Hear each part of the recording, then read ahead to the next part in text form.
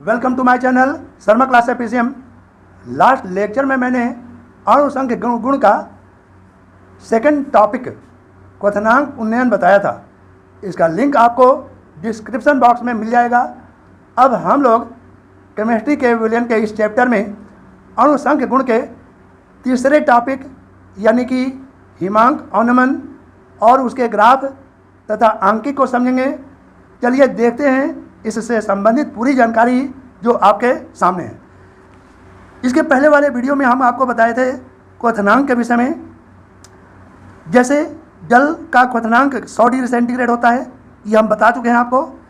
100 degree centigrade का मतलब भी आपको बता चुके हैं कि जब जल उबलता है तो उसका वाष्प दाब 760 मिलीमीटर पारे के दाब के बराबर हो जाता है और 100 डिग्री सेंटीग्रेड के ताप पर उबलता है।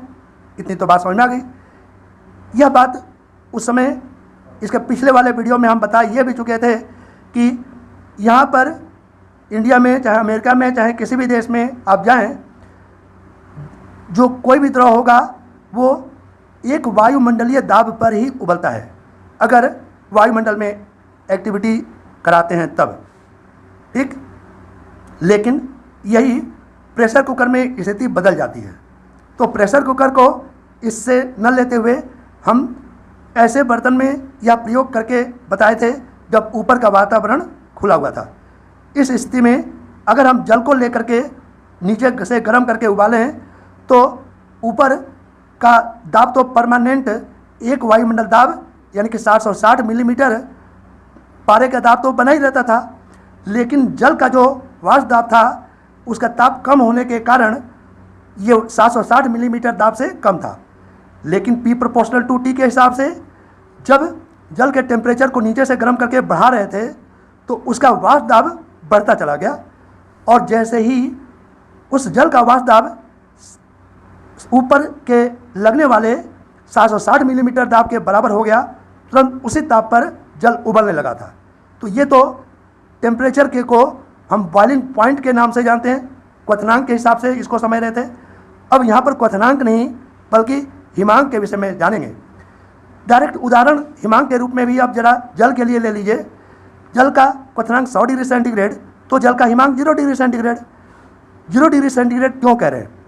इसलिए कह रहे हैं क्योंकि 0 डिग्री सेंटीग्रेड एक ऐसा टेम्परेचर होता है कि 0 डिग्री सेंटीग्रेड से तनिक भी कम ताप हो तो जल क्या हो जाता है, बर्फ में परिवर्तित होने लगता है, और 0 डिग्री सेंटीग्रेड से तनिक ज़्यादा टेम्परेचर हो जाए तब क्या होता है, वह ये द्रव में परिवर्तित होने लगता है। तो द्रव और बर्फ यानी कि ठोस और द्रव के बीच की अवस्था में जो टेम्परेचर मिल रहा है वह 0 डिग्री सेंटीग्रेड का टेम्परेचर है। तो यह टेम्परेचर किस पर निर्भर करता है? ये वाष्प दाब पर निर्भर करता है, ठीक। तो वाष्प दाब के विषय में अभी बताएंगे, पहले जरा इसको देख लेते हैं क्या कह रहा है हिमांक के विषय में। किसी द्रव विलायक का हिमांक वह निश्चित ताप है जिस पर किसी द्रव विलायक की द्रव अवस्था एवं ठोस अवस्था में वाष्प दाब बराबर होता है, ठीक। कहने का मतलब क्या हुआ कि जब द्रव को जो कि गर्म था तो उसका वाष्प दाब ज़्यादा था, जैसे ही ठंडा करेंगे टेम्परेचर कम करते चले जाएंगे तो उसका वाष्प दाब कम होता जाएगा, और जैसे ही ताप 0 डिग्री सेंटीग्रेड कर दिए थे जल के लिए तो वैसे ही वह बर्फ अवस्था में परिवर्तित करने की अवस्था में पहुंच गया था। इस अवस्था में ठोस और द्रव के चूँकि बीच की अवस्था में है, इस प्रकार हम कह सकते हैं कि उस द्रव का वाष्प दाब ठोस के यानी कि बर्फ के वाष्प दाब के बराबर हो जाता है। यही चीज़ कह भी रहा है। अब आगे की बात यहाँ पर कह रहा है हिमांक का अवनमन।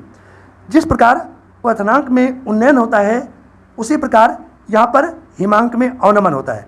क्वथनांक में उन्नयन के अंतर्गत हम आपको बताए थे क्या, वो भी समझ लीजिए कि पानी को जब उबाल रहे थे तो 100 डिग्री सेंटीग्रेड ताप यानी कि 760 मिलीमीटर पारे के दाब पर उबल रहा था, लेकिन जैसे ही 1 चम्मच चीनी डाले थे तो पानी का ताप तो 100 डिग्री सेंटीग्रेड ही रहेगा, लेकिन उबलना बंद या हो इसलिए हो गया था क्योंकि उस द्रव का यानी कि विलयन का अब वाष्प दाब कम हो गया था, यानी कि 760 मिलीमीटर पारे के दाब से कम हो गया था। इतनी तो बात समझ में आ गई।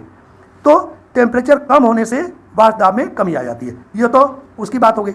यहाँ पर हम ये बताना चाह रहे हैं कि जल का जो ठोस और द्रव के बीच की अवस्था का जो क्वथनांक है वो सॉरी हिमांक है वो 0 डिग्री सेंटीग्रेड है। लेकिन जैसे ही उसमें अवाष्पशील विलेय पदार्थ के रूप में चीनी डाल देते हैं और चाहें कि उसको फिर से बर्फ अवस्था में परिवर्तित करें, तो अब ये ध्यान रखिए, जिस प्रकार जल के उबलने का बिंदु चीनी डालने पर 100 से ज़्यादा टेम्परेचर पर उबल रहा था तब, लेकिन अब यहाँ पर हिमांक की बात करें तो अब 0 डिग्री सेंटीग्रेड से निगेटिव के किसी टेम्परेचर पर वह बर्फ अवस्था में परिवर्तित होगा।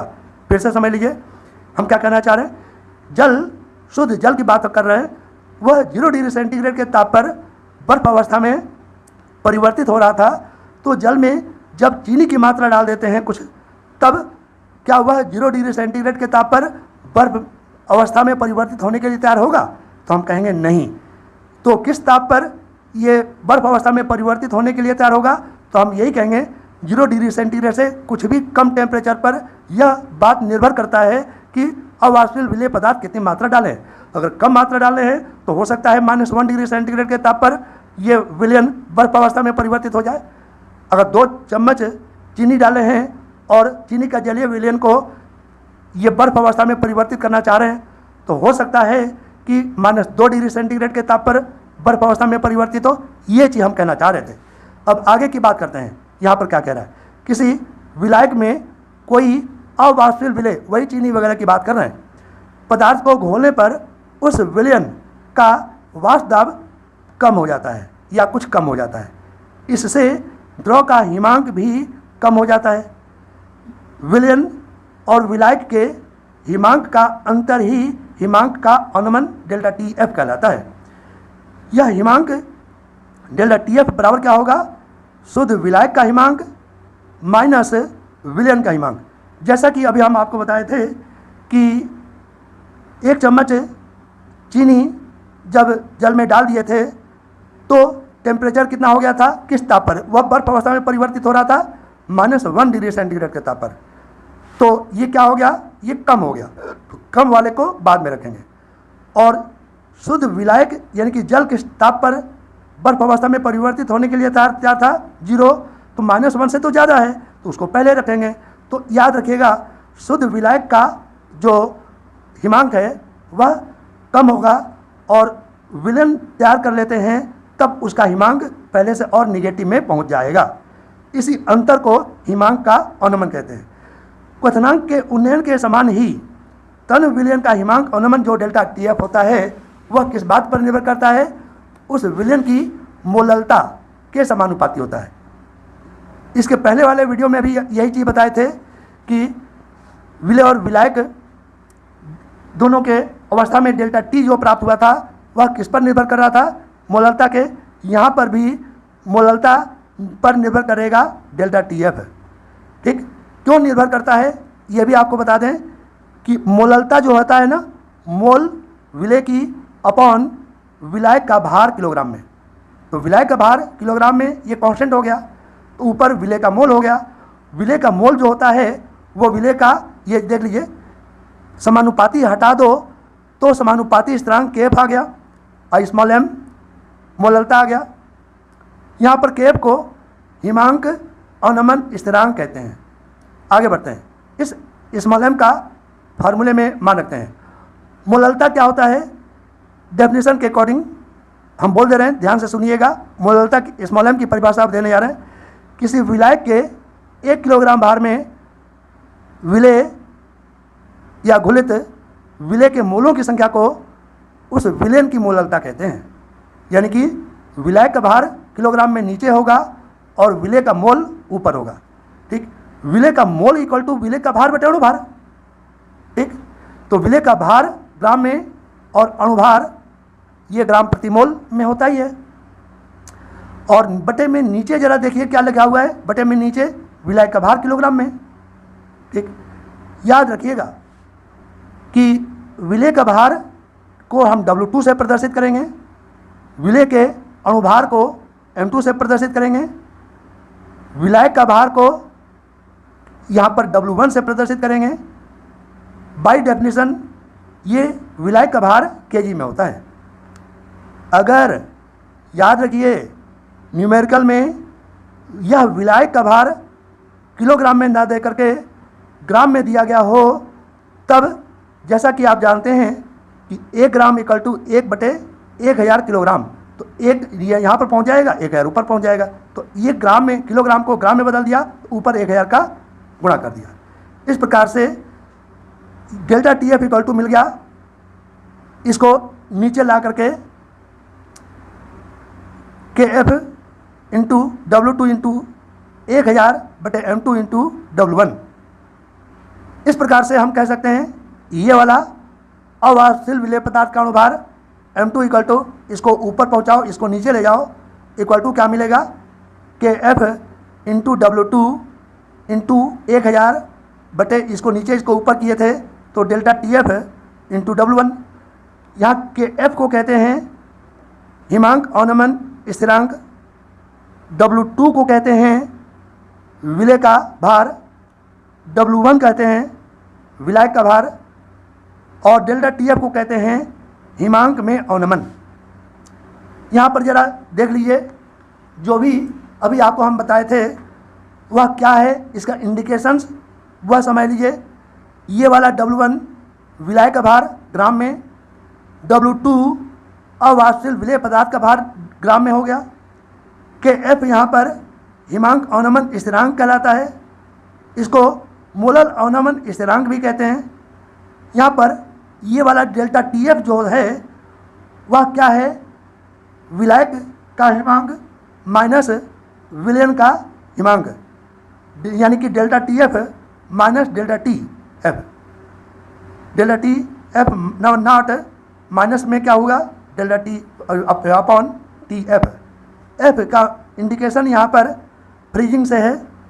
इस प्रकार इस अंतर को कहते हैं हिमांक का अवनमन। चलिए इसके बाद आपको ग्राफ बता दें। ग्राफ यहाँ पर बहुत महत्वपूर्ण चीज़ है, ठीक है ना। इस ग्राफ को हम आपको सिस्टम से बता दें। जैसा कि अभी आपको बताए थे कि टेम्परेचर कम होने पर विलायक का वाष्प दाब कम हो जाता है। मान लीजिए यह डेड लाइन जो है, ये वाष्प दाब के लिए 1 ATM है। इस 1 ATM को कहते हैं क्या चीज़, 760 मिलीमीटर पारे का ये दाब है। इस स्थिति में जरा इस ग्राफ को जरा समझ लीजिए। इसके विषय में हम बताना चाहते हैं कि 760 मिलीमीटर दाब पर ये जो कोई भी ताप होगा वह ये T, ये यहाँ पर ये उसके बॉइलिंग पॉइंट के को निर्भर कर रहा है यहाँ पर, ठीक। जैसे ही ताप को कम करते हैं वैसे ही क्या कम हो जाता है, उसका वाष्प दाब कम हो जाता है, और ताप कम कर दें वाष्प दाब और कम हो जाता है। इस प्रकार से वाष्प दाब कम होने लगता है। इतनी बात तो आपको समझ में आई गई होगी। यही चीज़ आपको यहाँ पर दिखाई दे रहा है। जैसे मान लीजिए कि ये विलायक है, यहाँ पर इस विलायक के विषय में आपको हम बता दें। जरा इसमें जरा समझ लीजिएगा कि अगर ये यहाँ पर इस जगह पर ये एक वायुमंडल दाब है 760 मिलीमीटर, और यहाँ पर ये द्रव उबल रहा है। जैसे ही ताप कम करेंगे, चेक कर लीजिए, तो अब वाष्प दाब पहले से कम हो जाता है। एक वायुमंडल दाब से कम हो जाने के कारण अब उबलेगा नहीं, तय हो गया। और कम ताप कर देते हैं तो यहाँ पर चेक कर लीजिए, वाष्प दाब और नीचे गिरता जा रहा है। अंत में एक ऐसी अवस्था आएगी ताप की कि उस ताप पर और एक निश्चित दाब पर वह विलायक क्या चीज़ में परिवर्तित होने के लिए तैयार हो जाएगा, ठोस अवस्था में परिवर्तित होने के लिए तैयार हो जाएगा। इस ताप को फ्रीजिंग, ये टेम्परेचर यहाँ पर TF नॉट के नाम से प्रदर्शित करते हैं। नॉट यहाँ पर अर्थ लिया गया है विलायक के लिए। जैसे ही, याद ध्यान रखिएगा, जैसे ही उस विलायक में अवाष्पशील विलेय पदार्थ जैसे ही डालते हैं, चेक कर लीजिए उसमें क्या हो जाता है, विलयन तैयार हो जाने पर उसका टेम्परेचर तो उतना ही रहेगा, लेकिन वाष्प दाब अब पहले से कम हो जाता है। इतनी तो बात समझ में आ गई। और जैसे जैसे टेम्परेचर को कम करते जाते हैं वैसे वैसे वाष्प दाब भी कम होने लगता है, और एक निश्चित ताप आने पर क्या हो जाता है, वह पदार्थ यानी कि विलयन ठोस अवस्था में परिवर्तित हो जाता है।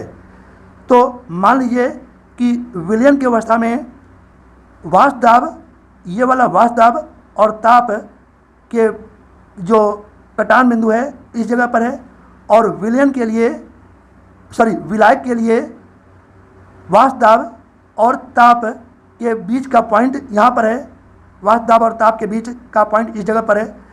अब इन दोनों पॉइंटों को अगर हम मिला देते हैं तो इस वक्र को हम क्या कह देते हैं, इस वक्र को ठोस पदार्थ के लिए वक्र, यानी कि यह पॉइंट जो होगा वह विलायक के टेम्परेचर को डिफाइन कर रहा होगा, और जैसे ही उसमें चीनी मिला देते हैं एक निश्चित मात्रा, तो उसका टेम्परेचर तो उतना ही रहेगा इसी ताप पर, लेकिन वाष्प दाब कम हो जाता है, लेकिन वह ठोस अवस्था में परिवर्तित नहीं होता है।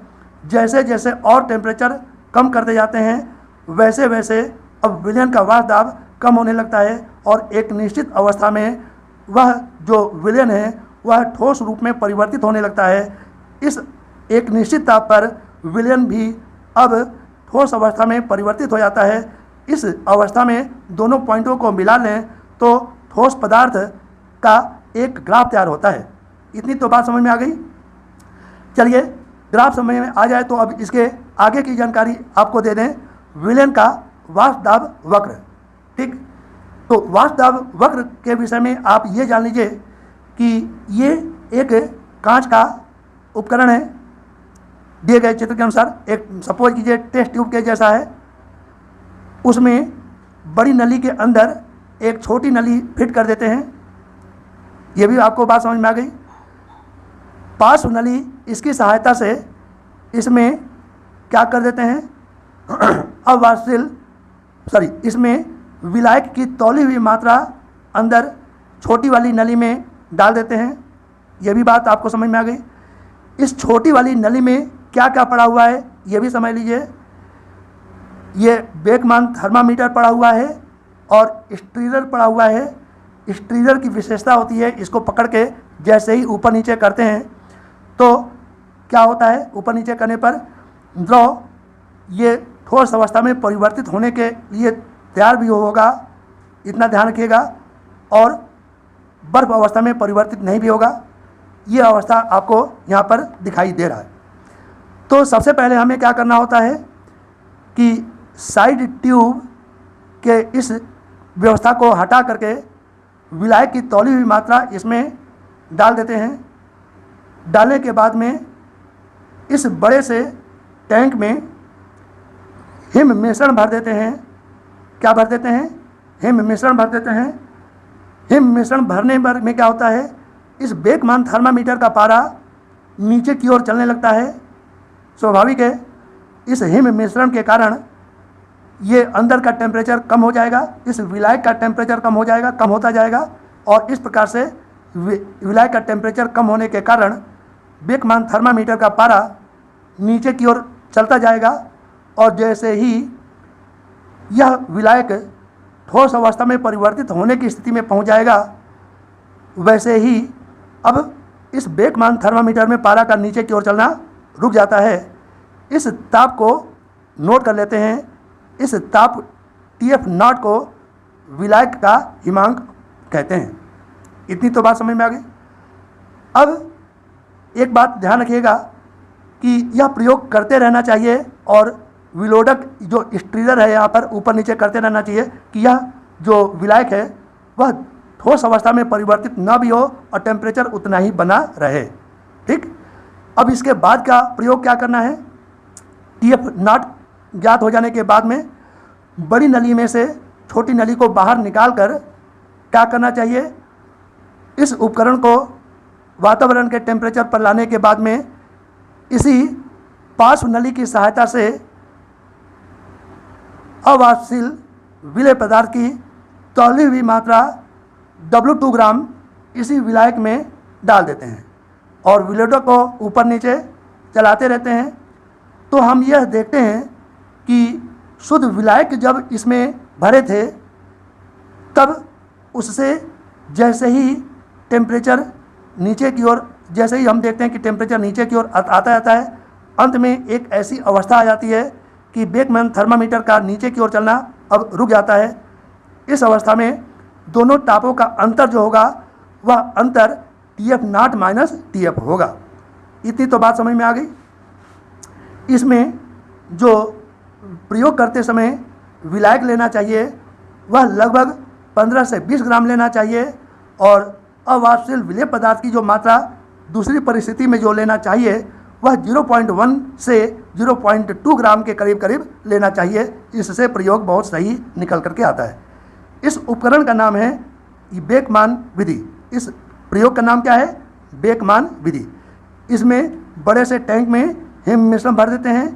इसके बाद में क्या कर देते हैं, ये बड़ी नली के अंदर छोटी नली में ये अवाष्पशील विलेय पदार्थ की तौली हुई मात्रा W2 ग्राम डाल करके विलोडक को ऊपर नीचे चलाते रहते हैं। तब ये जो बेकमान थर्मामीटर है इसमें पारा नीचे की ओर चलने लगता है। जैसे ही बेकमान थर्मामीटर का पारा का नीचे की ओर चलना रुक जाता है, तुरंत इस टेम्परेचर को नोट कर लेते हैं। वह विलायक का हिमांक डेल्टा T नॉट F मिल जाता है। अब इसके बाद में इसी छोटी नली में से बड़ी नली को बाहर निकाल करके क्या करते हैं, अवाष्पशील विलेय पदार्थ की तौली हुई मात्रा कैपिटल W2 ग्राम फिर से इसमें डाल देते हैं, जिससे अब अंदर विलयन तैयार हो जाता है। विलयन तैयार होने के बाद में फिर से उसी प्रयोग को दोबारा दोहराते आगे की ओर बढ़ते चले जाते हैं। तो हम देखते हैं कि विलायक की परिस्थिति में जब ये बेकमान थर्मामीटर जिस ताप पर ये थर्मामीटर का पारा रुक गया था, विलयन की परिस्थिति में और टेम्परेचर नीचे की ओर चला आता है। इस टेम्परेचर को हम कहते हैं विलयन का हिमांक। इन दोनों तापों का जो अंतर होता है वह अंतर को कहलाता है ये हिमांक अवनमन, एक हिमांक अवनमन कहलाता है। ये ध्यान रखिएगा। तो इस तरह से इस प्रयोग को दोहराने का केवल एक ही मतलब है कि पहली स्थिति में अवाष्पशील विलेय पदार्थ की पहली स्थिति में विलायक की तौली हुई मात्रा ये हम छोटी नली में डालते हैं। छोटी नली को हिमांक नली भी कहते हैं। और जब प्रयोग ज्ञात हो जाता है ये डेल्टा TF नहीं बल्कि TF नॉट ज्ञात हो जाता है। और उसके बाद में जैसे ही अवाष्पशील विलेय पदार्थ की मात्रा W2 डाल देते हैं और इसके बाद में दूसरा टेम्परेचर निकल आता है। उन दोनों टेम्परेचर के अंतर को जो ज्ञात करते हैं उस अंतर को डेल्टा TF से प्रदर्शित करते हैं। अब आगे हम न्यूमेरिकल को जरा देखते हैं, वह न्यूमेरिकल क्या है। जरा क्वेश्चन नंबर 1 देखें। कह रहा है 45 ग्राम एथिलीन ग्लाइकॉल, फार्मूला होता है C2H6O2 को 600 ग्राम जल में मिलाया गया। विलयन के स्मॉल a पार्ट में कह रहा है हिमांक अवनमन और दूसरी पार्ट में कह रहा है हिमांक की गणना कीजिए। यह तो समझ में आपको आ गई होगी। इसमें 2 पार्ट है। फर्स्ट पार्ट के लिए आगे की ओर बढ़ते हैं। Delta TF equal to KF into small m। यहाँ पर स्मॉल m जो है वह मोललता के रूप में प्रदर्शित है और इसको आगे बढ़ाते हैं तो फार्मूला मिलता है KF इंटू W2 इंटू 1000 बटे M2 इंटू W1। पहली स्थिति में जब इस वैल्यू को पुटअप करते हैं तो वैल्यू मिलता है, ये KF की वैल्यू 1.86, इतनी तो बात समझ में आ गई। ये गिवन दिया हुआ है वैल्यू इंटू ये W2 यानी कि यह वैल्यू क्या चीज़ दिया हुआ है, अवाष्पशील विलेय पदार्थ का भार, ये एथिलीन ग्लाइकॉल ये 45 ग्राम ये चीज़ रख दिया है यहाँ पर, इंटू 1000 ये रख दिया। दूसरी बात, अवाष्पशील विलेय पदार्थ एथिलीन ग्लाइकॉल का अणुभार जब आप बाहर निकालोगे तो 62 मिल जाएगा आपको। और विलायक का भार जो W1 है वह 600 ग्राम है। ये क्वेश्चन में आपको दिखाई दे रहा है, ये दिखाई दे रहा है ना ये वैल्यू। इसको कैलकुलेट करने के आधार पर हमें मिलेगा delta TF equal to 2.2 kelvin. Second part में delta TF equal to TF not minus TF। अतः विलायक का हिमांक TF इक्वल टू कितना मिलेगा, TF नॉट जो जल के लिए है माइनस डेल्टा TF। कुछ नहीं करना है। जैसा कि आपको पता है कि शुद्ध जल का जो हिमांक है 0 डिग्री सेंटीग्रेड या 273.1.5 और डेल्टा टी एफ की वैल्यू हम कैलकुलेट करके देख चुके हैं 2.2 केल्विन। इसको घटाने के बाद मिलेगा T F equal to 270.95 kelvin. अब देखिए क्वेश्चन नंबर 2 जो आपके सामने है। कह रहा है एक वैद्युत अन अपघट्य मीन्स नन इलेक्ट्रोलाइट के 1 ग्राम को 50 ग्राम बेंजीन में घोलने पर इसके हिमांक में 0.40 केल्विन ताप में कमी हो जाती है। बेंजीन का हिमांक अवनमन स्थिरांक 5.12 किलोग्राम प्रति मोल है। विलेय का मोलर द्रव्यमान यानी कि अणुभार ज्ञात कीजिए। तो सबसे पहले हम क्या करेंगे, क्योंकि अणुभार m2 ज्ञात करना है तो इसका फार्मूला निगमन हम पहले कर चुके हैं। m2 यानी कि विलेय का अणुभार equal to kf into W2 यानी कि विलेय का भार into 1000 upon delta T F into W1। बस कुछ नहीं करना है। ये जो W2 और W1 का मान जरा चेक कर लीजिए। जो कम मात्रा ग्राम में होगा वह W2 और जो अधिक मात्रा ग्राम में होगा वह W1। तो यहाँ पर 1 ग्राम यहाँ पर विलेय W2 मिल गया और 50 ग्राम यहाँ पर W1 हो गया। तो इसीलिए W1 यहाँ पर 50 ग्राम लिख दिया, W2 1 ग्राम लिख दिया और KF यहाँ पर बेंजीन यानी कि विलायक का हिमांक अवनमन स्थिरांक ये वैल्यू दिया हुआ है 5.12, यही वैल्यू हमने लिख दिया। डेल्टा TF का भी वैल्यू दिया हुआ है 0.42। इतनी बात तो समझ में आ गई ना।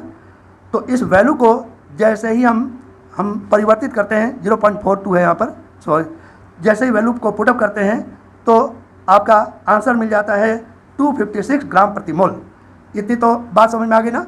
तो इतना कैलकुलेशन आप तो आसानी से कर ही सकते। देखिए क्वेश्चन नंबर 3 आपके सामने है।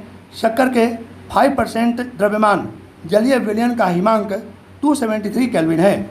यदि शुद्ध जल का हिमांक 273.15 केल्विन है तो ग्लूकोज के 5% जलीय विलयन का हिमांक की गणना करना है, यानी कि टीबी का मान ज्ञात करना है। तो पहले तो ये समझ लीजिए कि 5% का मतलब क्या होता है, 5/5 + 95। तो 5 यहाँ पर विलेय का भार W2 मिल गया और 5 हटा दीजिए तो ये 95 यहाँ पर जो हो गया वह विलेय का भार हो गया। इसी से हमने ये आसानी से हम चाहें तो मोललता ज्ञात कर सकते हैं, इसीलिए इस वैल्यू को हमने अटेन कर लिया। अब delta TF equal to formula आपको पता है, TF नॉट माइनस TF जल के लिए ये 0 डिग्री सेंटीग्रेड यानी कि 273.15 होता ही है, यह वैल्यू नहीं मिलेगा, ध्यान रखिएगा। और TF की वैल्यू 271 दिया हुआ है, इसको घटाने पर मिलेगा 2.15 केल्विन, ये ध्यान रखिएगा। यहाँ पर जल के लिए KF की वैल्यू हमें ज्ञात करना है, ठीक। KF की वैल्यू ज्ञात करने के लिए सबसे पहले तो ये समझिए कि गन्ने की शक्कर के लिए 5% और सेकेंड पार्ट में कह रहा है ग्लूकोज के 5% जलीय विलयन के लिए। दो बातें हो गई ना।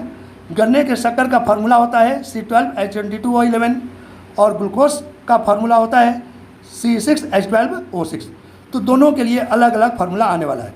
तो गन्ने की शक्कर का ये फार्मूले के आधार पर अणुभार मिलेगा, कैलकुलेशन करके आपके सामने दिखाई दे रहा होगा 342, और ये ग्लूकोज के जलीय विलयन के लिए आपके सामने है, ठीक। ये डेल्टा TF फार्मूला आपके सामने है और यही तो निगमन किए भी थे, आपको पहले से पता है। Delta TF equal to KF into W2 into 1000 बटे M2 इंटू W1। कुछ नहीं करना है। इसमें KF ज्ञात करने के लिए इसको पहले रख दिया, इक्वल टू क्या होगा, इन दोनों को उधर पहुंचा लो और इन दोनों को बटे के नीचे वैल्यू पुट कर लो, ये वैल्यू मिल गया जल के लिए। सेकेंड पार्ट में ग्लूकोज के 5% जलीय विलयन के लिए हमें, चूँकि ये TF वैल्यू ज्ञात करना है, ज़रा उसको भी देख लेते हैं। फार्मूला डेल्टा TF होता है KF जल के लिए, जो कि हम अभी ज्ञात कर चुके हैं, इंटू W2 इंटू 1000 बटे M2 इंटू W1। क्या करना है, यहाँ पर जल के लिए ये वाला वैल्यू को पुट कर दिया 13.97, ठीक। यही की वैल्यू तो हमने पुट अप कर दिया जो हमने ऊपर वैल्यू फाइंड आउट किए हैं।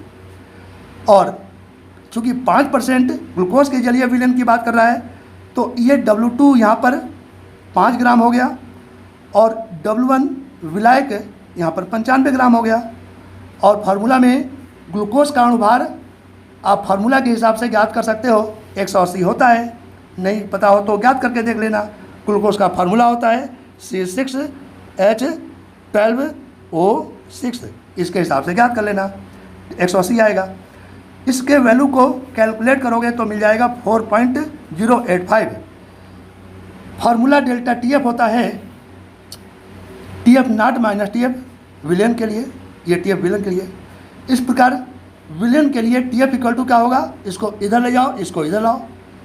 TF नॉट शुद्ध जल के लिए 273.15 होता है और TF डेल्टा TF का मान हम 4.085 हम रख चुके हैं।